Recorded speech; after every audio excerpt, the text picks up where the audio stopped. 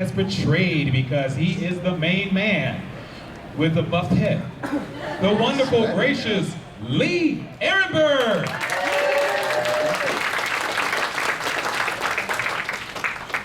Hi, everybody. Hi. Are we having fun yet? Cool. What am I supposed to say something here, Mark? Because I just want to say I'll be your catalyst. And, yeah, be my catalyst. But I will say this: I mean, it's always an honor to come here.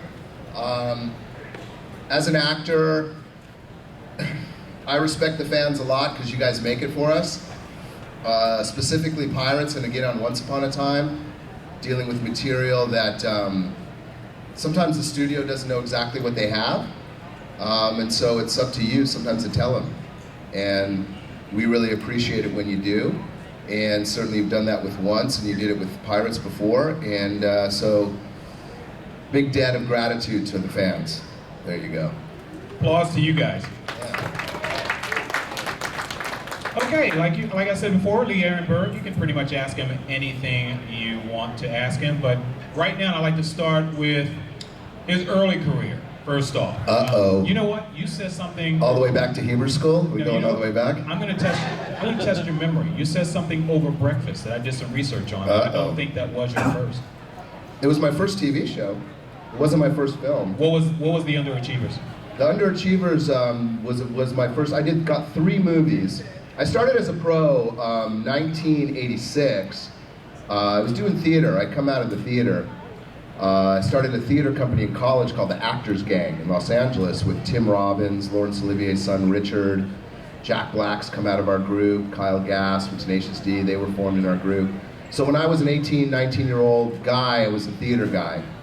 And finally got my break into film, I was about 23, and got 3 movies together actually. One called Cross My Heart with Martin Short, one called The Underachievers, but my very first movie was called Tapeheads, and it was starring John Cusack and Tim Robbins, and that was actually my very first one. You played Norton. I did, Norton the security guard.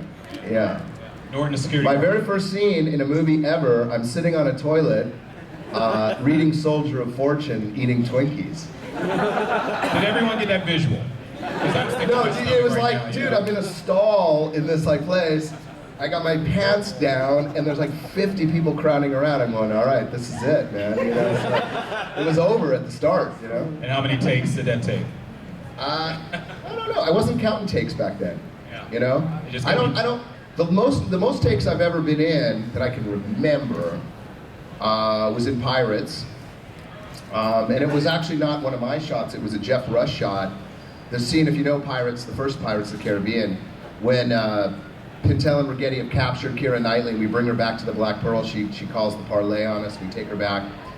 And she's brought on the ship. She gets slapped by the bosun, and then Jeff comes in and grabs the hand and goes, we don't treat guests like that. All right, well, the monkey, that little monkey, he had a big part in that scene. So he kept boning Jeff Rush all the way through, all day, up to lunch. He was getting boned by the monkey, like half the afternoon. I mean, literally, and Rush, every take, he's like on his game. He's like, whatever, I can't do a Jeff Rush, but he's like, he was doing his Barbosa. And 30-something takes of a page-and-a-half monologue and the whole thing, all because the monkey kept screwing up, right? No pun intended. Well, I mean, literally the monkey had this, and there were 2 monkeys on the picture. There was the acting monkey and the stunt monkey. So he was working with the acting monkey who had to do stunts, because I had to climb a thing, so the monkey would always mess up. And it literally got to a point where the little trainer girl is sitting at the feet of the camera, below the camera, with a squirt gun, all right? Now, Jeff Rush has won an Oscar, all right? He's got a freaking monkey on his shoulder and he's getting squirted in the face accidentally, you know? And he's always on. He's not missing one beat. It's not 31 takes because he messed up.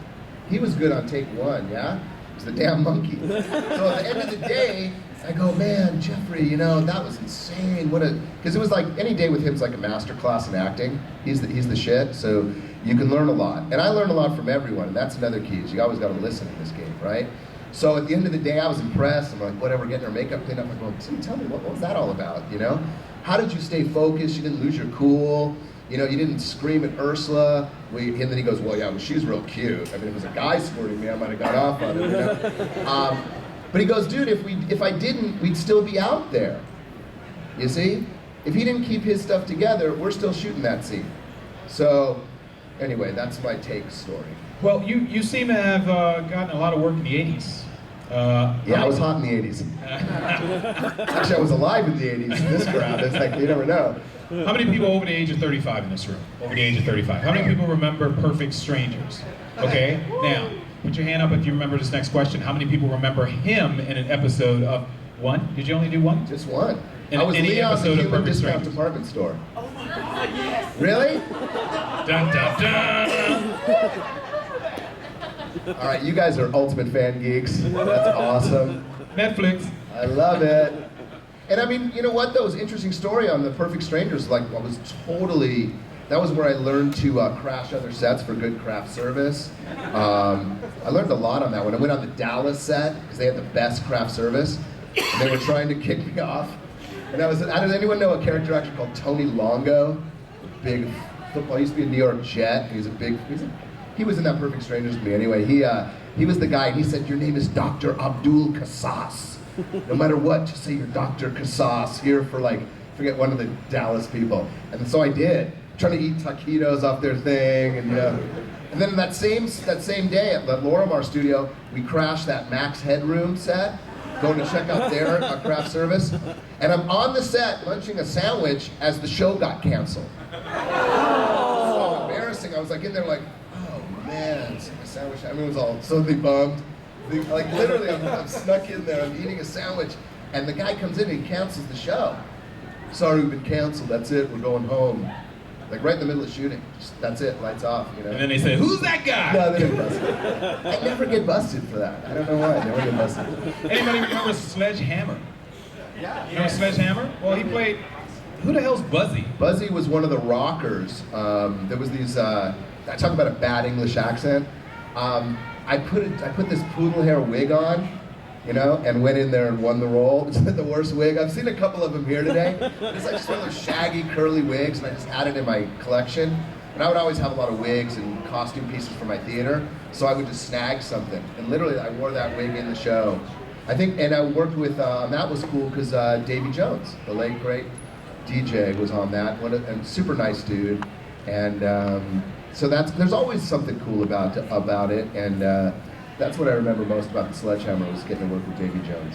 I'm going to run some names down if you guys remember any of these series. Obviously, Lee has been on them all. The only reason why I'm calling him out. Like we said, Perfect Strangers, Sledgehammer, Columbo. You are a paramilitary man, number 3? Yeah, paramilitary man. Peter Falk. Hey, kid. Well, hi, Mr. Falk. Nice to meet you.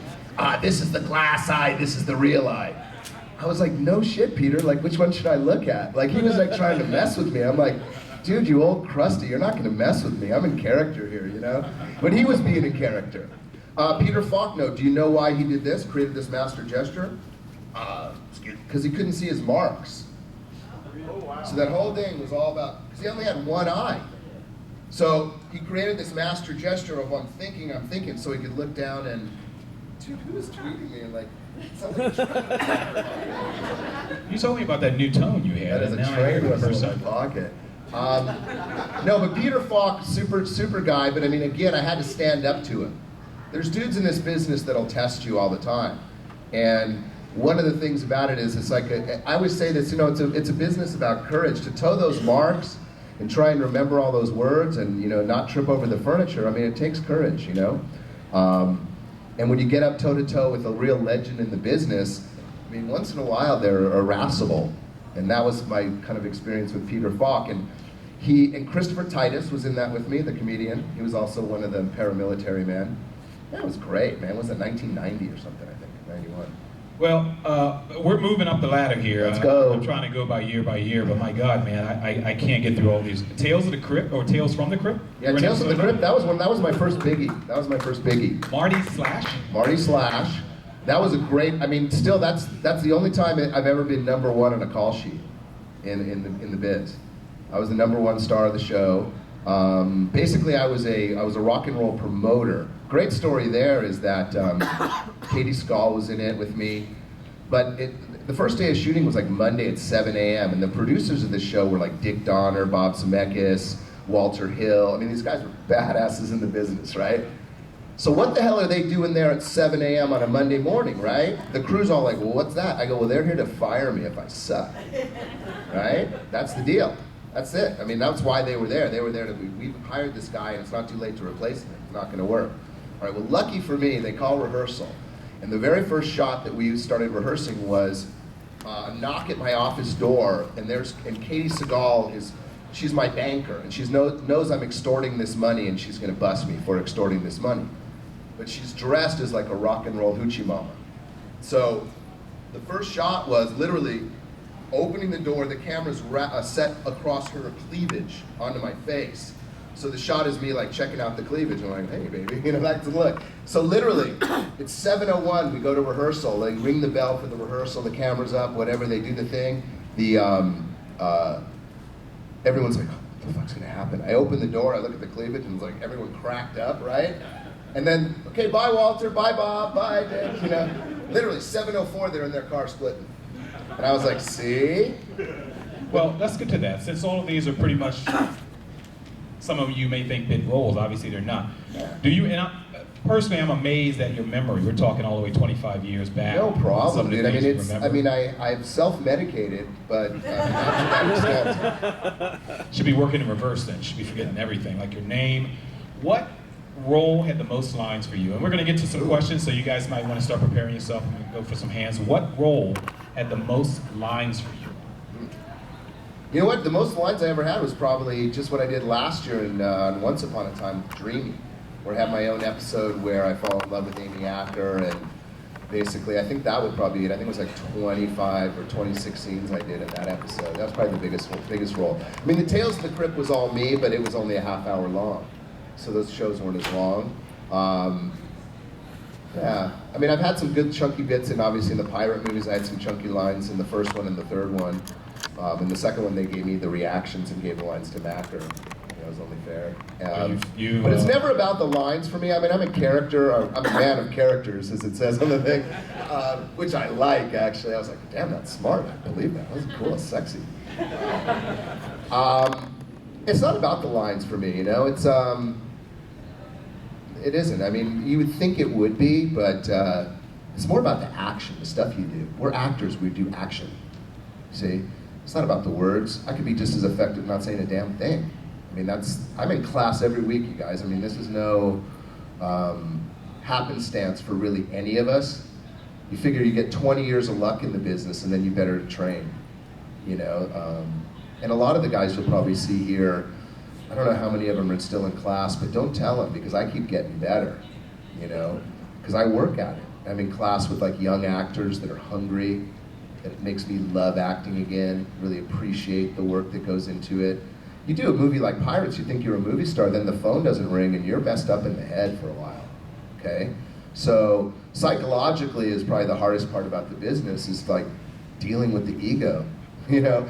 Dealing with your own ego and having just enough ego to have the courage to go again and get the role. Hardest part's getting the role, right? I like to say, you know what, they pay me for the waiting, the acting I do for free. Professional auditioner. Me? I mean, just actors in general. Yeah. Professional auditioner. Of course. I mean, you know, and you know, you really want it, but I'm a character guy, so I'm always gonna have to prove it. Unless they come to me and go, hey, I just got cast on Californication over my hiatus over Once Upon a Time. I did three episodes of Californication. I've already asked him if he's gonna be naked. And I was hoping I was, because that show's outrageous, right? But you know what, they based, the producer of the show, because I played a gay agent in that, a real powerful gay agent, one of the Velvet Mafia dudes, right? And I did a show called Action, which was probably on your list from 1999, where I played basically Barry Diller, you know, and in that one I was always naked, so if you want to catch that, Mark, for some entertainment. Are you allowed? I did the first male full frontal nudity on network TV on an episode of Action in the pilot, where basically, because he, and I see a young man in here, but basically, and I'll say it as best I can, it was literally the biggest dick in Hollywood. So this character would always intimidate other people in a Hollywood meeting by taking it naked. So you'd come into my office in that show and I'm getting a massage or an exam, proctological exam, in the middle of a meeting. And that was the way this character would kind of keep the other guys below him. So anyway, the dude who, the creator and writer of Californication was trying to write this same character, right? So he based the character he wrote on a character I had already played, and yet I still had to audition for it and win the part. He was basing it on something I'd already done, but I still had to prove it, So I mean, when that went down, I mean, it's interesting because I used to get uptight when the phone didn't ring for a while after Pirates. I mean, I went a year without getting a gig. It's the longest time in my whole career. After you'd think I would have been, right? So that was tough on me mentally, to be honest with you. I started getting turned into grumpy pretty much the whole time. But what saved me was getting back in class. You see? Because what would happen is when the pressure of not working, then the pressure of like suddenly getting an opportunity comes up, I'd get a phone call for an audition, I would get nervous. The audition wasn't for 3 days. I would get nervous. I've never been like that before, right? So I was like, what the hell is this? The words would come through on my print, and I'd be like, oh. Never been like that, right? So you get into class, you realize you're an actor, it doesn't matter what you say, it's always how you say it. It doesn't matter what you say, it's only how you say it, yeah? I've never gotten one part by getting all the lines right. I guarantee that, okay? So I started putting those facts together, and then that fear just melted. Because it didn't matter what I said. I don't care if I screw up your words. So my intention's gonna be there, right? As soon as I realized that, I was like, give me a 50-page audition. I memorize it, in 2 seconds, I'm ready to go. See, it's all up in here. Before we open the floor for questions, I want to share something, a fact about Lee and trivia you may or you may not know. Lee has a remarkable ability to morph himself into frightening aliens, twisted psychotherapists. Guys, you're reading an old bio from a bad publicist, so be careful when you get to the bottom down there. No, this one you're like, lascivious entertainment executives. Yeah, that was the naked guy. And everything in between. Most frequently referred to as a character actor, Arenberg maintains a flourishing acting career, almost 20 years in the making, spanning television, stage, and film. Here comes the trivia. Lee has played two different, completely unrelated Star Trek characters named Grawl. A Ferengi in Star Trek Deep Space Nine in 1993, an episode called The Nagus, and a Tellarite in Star Trek Enterprise 2001, episode, it's 2 episodes. Yeah, it's 2. Babel 1, or Babel 1, and United. So let's move ahead a couple years to your association with Star Trek. Oh man, awesome. I wasn't a Trekkie, I wasn't, my brother was, my dad was, I wasn't. But I'll tell you something, those were the best TV gigs for a character guy. The best. You know why? Because you had 4.5 hours of makeup, and none of the stars wanted to be first up or last up. So you're coming in at 4 in the morning, 3:30 in the morning to get ready for that first shot, right? And you're in the last shot too. So it was the pay, it was the money. I mean, listen, I'm an artist, but only as far as like the paycheck goes, to be honest with you. I can't really afford to act for free anymore. I don't want to. I'd rather be a bad watercolorist or a bad musician for free. So that compensation on that show was terrific. And also, we know most of the guys from seeing them at these shows, they're terrific actors, so they were generous on the day. You line up against Pat Stewart or somebody like that, and you're kind of intimidated, but he puts you at ease right away. Because first of all, he doesn't know his lines. No, Pat never I never saw him memorize a line. Cosmo, the great script super, and him had this way of Cosmo would read it one time, and then Pat Stewart had it. I never saw him hold a script. The guy's amazing, right? Or in a scene with Frakes or LeVar, it was some serious good times. Also, I liked, the makeup was so intense on those that I used to walk around the Paramount lot and go see all my friends, which was also fun. But I mean, those shows were very Shakespearean in the acting that you got to do. You're also projecting through this makeup. at the end of the day, I mean, then you get associated with all these great people. It's how I met you, and you know, and probably got me on this convention circuit as well. So, I mean, now I consider myself a proud Trekkie. You know, my association with the series, and I mean, I was lucky enough to be in all of them except for the original. So. I owe a big debt of gratitude to Brannon and the whole team over there for keep hiring me. You know, they just never saw it, you know. But I tell you something, for me, because I'm not tall, but I'm not small. So all the aliens in Star Trek are always kind of cast basically by size or race, right? So to be the biggest of the little guys always made me a badass Ferengi for the most part, those are fun characters. I mean, my Damon Bach that I got to play in the Force of Nature episode that was played by another actor originally, and I replaced him. He's the most cunning, evil character, and if you ever look at the card game, the Star Trek card game, he's the most evil character in the whole pantheon. That was me. I like that. And talking about height again, since you're playing a dwarf on Once Upon a Time. That was Dwarf in Dungeons and Dragons. Yeah. And you said you weren't tall, but you necessarily weren't the smallest either. Yeah. But then our buddy, Martin Kleba, who played... Marty is a little person, right? If you don't know Marty, he was with me in all the pirate movies, and he's one of my best friends, and he's a good friend of Mark's. And he actually, when I got the Dungeons and Dragons, I didn't know him at the time, but he would pick on me when I met him later that I was the dwarf, and then I go, Marty, I'm just a foot and a half funnier than you, bro. Don't know me. I always say that. And then, you know, I mean, what can you say? A lot of times it's about, I mean, Marty's rare in that he's a little person that's actually a stuntman. So, but you'd say in the he's tough. He could kick my ass, and he's yeah. I mean, kick most people's. You know, I mean, he fought with Jet Li in movies. I mean, he's a legitimate badass. You know, in terms of his physicality. He's the world's fastest little person. I mean, there's a whole, you know. You guys remember Marty in the Cape, in the series The Cape was on? Yeah. Okay, well, little guy in the Cape, that's Marty. Yeah. So he's, you know. I mean, to grow up, because I do a lot of work with his charity, obviously, and if you're a special like that and you go through life being short, everywhere we go, people check him out, everyone's always commenting, and you got to develop a toughness to it, but he's still one of the sweethearts of the world, you know. He's a real interesting and neat guy. So to punk him for a role was a pleasure, you know. Nothing personal, bro. That's all. Who has a question out there? Anybody have anything they want to ask Martin? Go ahead, sir.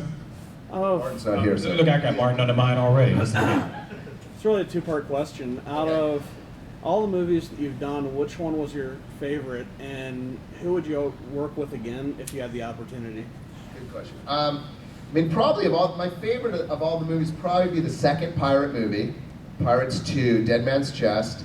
I like being on the heroes. I like being one of the heroes. I like that. Who would I work with? You know, I think it's easier to say who I wouldn't want to work with again. I was going to ask that. Flip it. Yeah, because honestly, it's like, you know, 99.99999% of the people I ever worked with were cool, and the couple that were jackasses, I might give them the benefit of the doubt.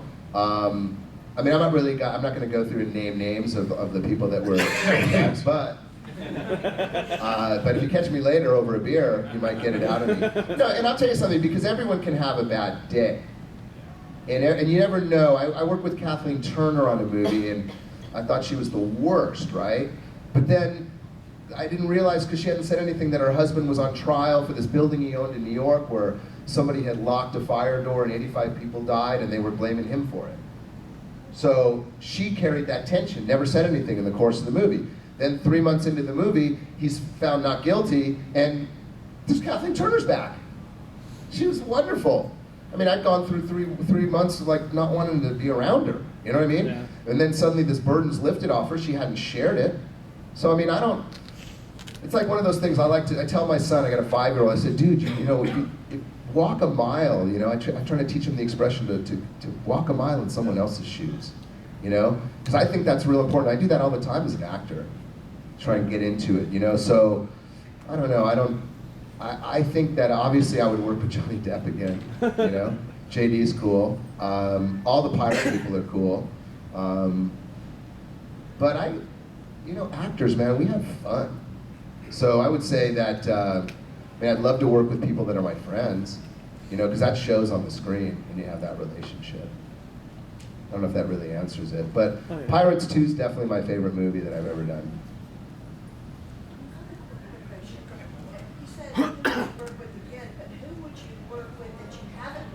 Oh, Good question. wow, good question. Everyone. I mean, I'd like to work with like Gary Oldman. I'd like to work with, who else do I really like right now? Meryl Streep. You know, I mean, and I'd like to work with someone that I don't know that's like a Megatron, megawatt superstar that I haven't met yet. You know what I mean? That's the great thing, is that when you meet a legendary actor though, someone that you really respect and they're cool, that's awesome. You know? But a lot of times you meet someone that's super legendary and then you see them as a real person and it takes the tarnish off a wee bit, you know?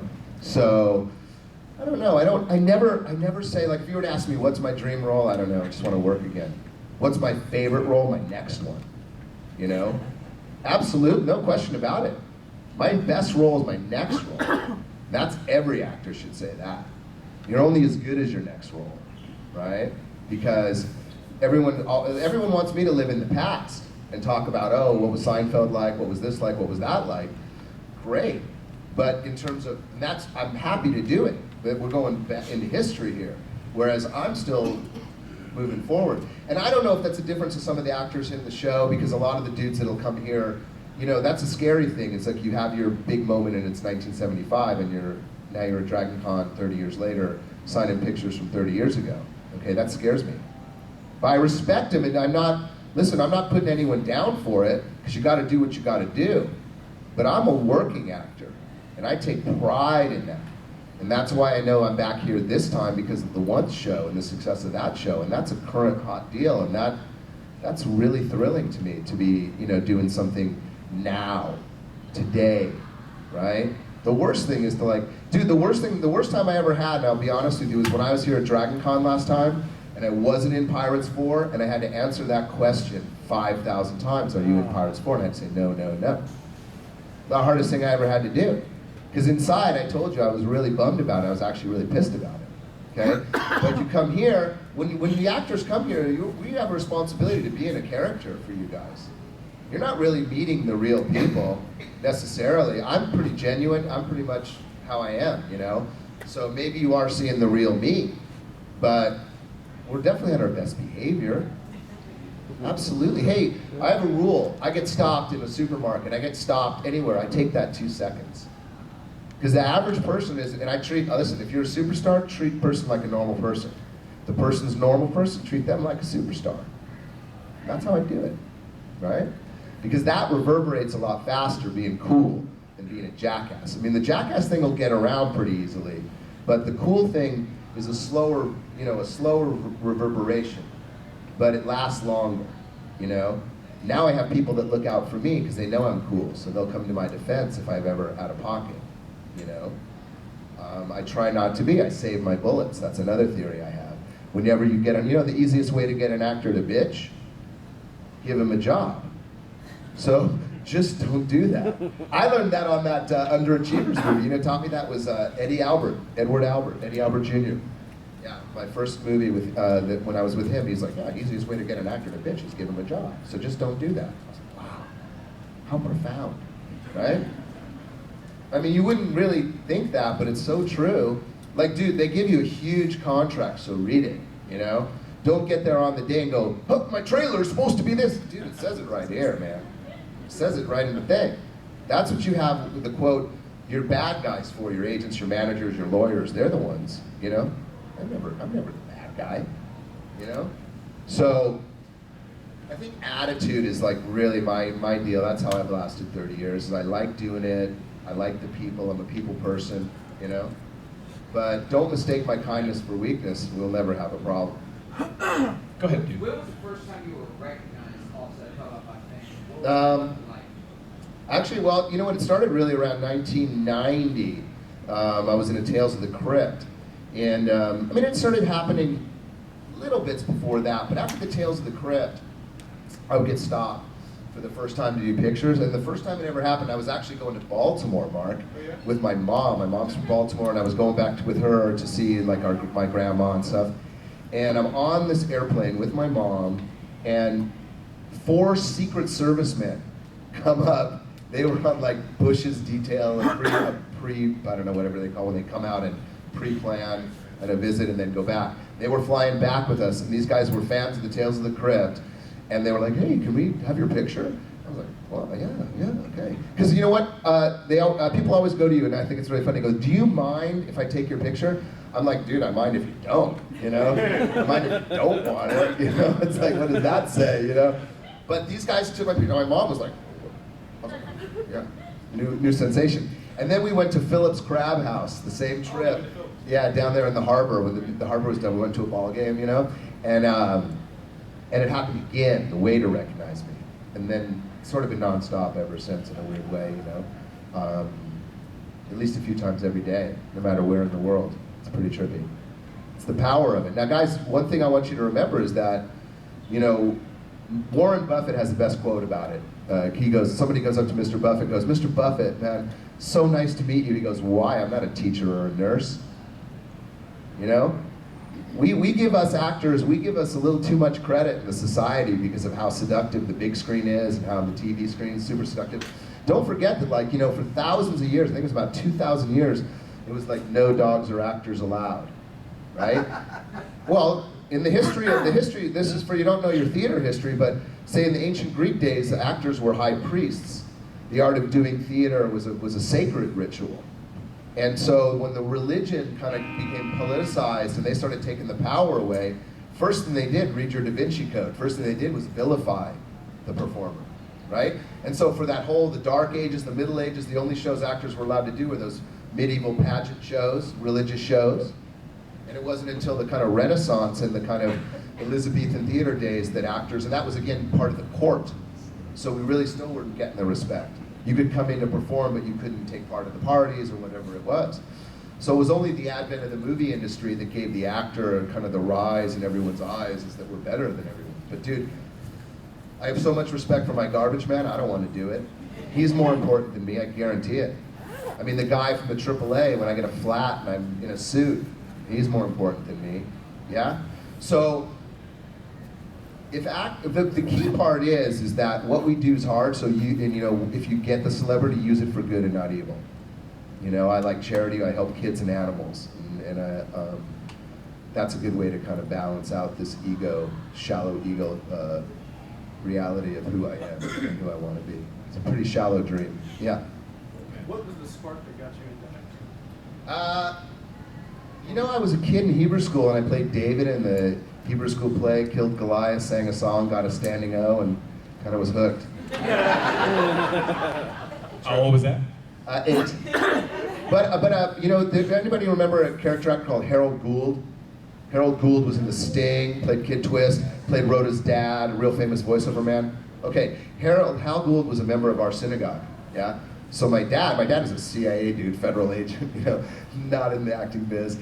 He's like, because he knew I was into the acting thing. I'm 8 years old. He's like, Hal, what do you think? It's like my dad asked him if I'm gonna have a career at 8, you know? Stupid question, right? But Hal's like, well, he's gonna have to grow into it, chill. I'm still doing that. I mean, I just turned 50. I'm hitting my stride right now.